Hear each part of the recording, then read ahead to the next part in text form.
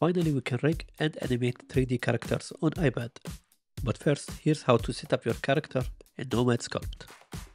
Make sure the character is on the T-pose and position it above the X-axis. UV unwrap and bake your texture, then export it as GLTF. Now in the Naomi project, add asset, select auto rig, select your character.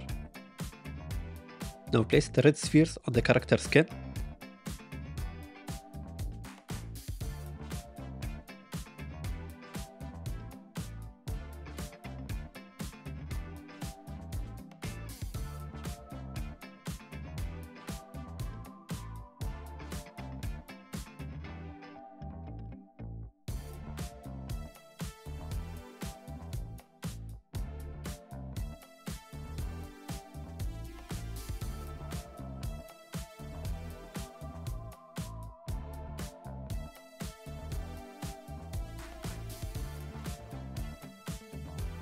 Select control rig,